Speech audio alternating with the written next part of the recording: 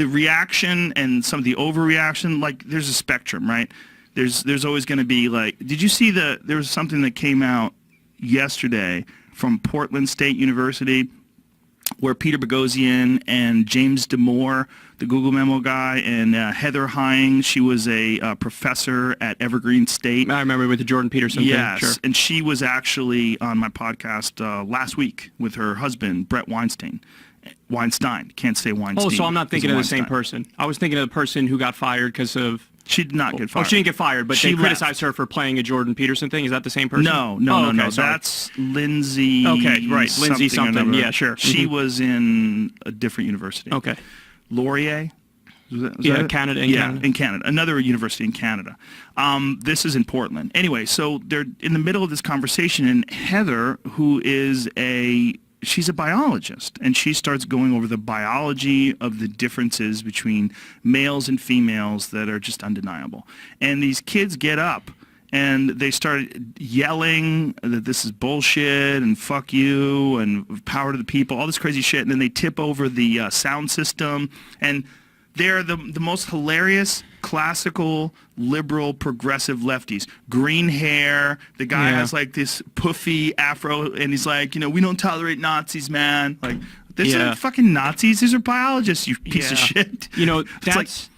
That stuff is the kind of stuff that I think turns people off to the left. Yes. And almost provides a gateway to the right, where all of a sudden people can buy into an even broader right-wing ideology. Because if you look at the left, and that's your perception of the left, is it's the people with the pink hair or the blue hair, and they're just going around, and their whole point is to deplatform people or censor people or scream about Ben Shapiro or whatever the case is. Like, my whole thing is, if you're on the left, and I think most lefties do this, to be fair, put the identity politics aside, okay, and let's talk about the things that we actually already have a majority of the American people with us on. So, like a classic left-wing idea. Let's have a living wage. The minimum wage is not a living wage right now. You could work full-time and not make enough money to survive.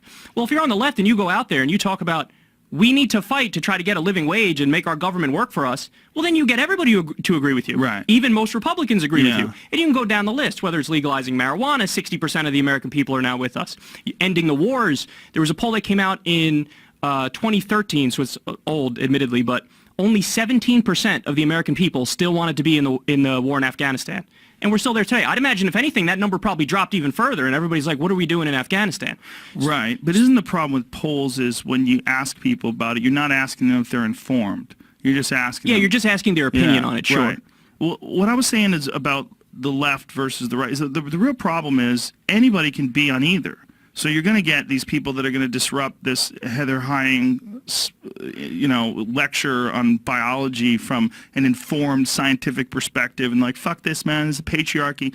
You're going to get that. But you're also going to get people like yourself. You're also going to get people that are aware of the issues and educated and are debating this in a very public way and trying to figure out what's the best possible solution to these things. The problem is, anytime you have a group, whether it's pick the group, gun owners, vegans, whatever, anybody can fucking join, man. Sure. And as soon as anybody can join, you can't look at like the worst case scenarios, the green-haired dork that kicks over the microphone because they don't like the idea that Heather is speaking logically about biology.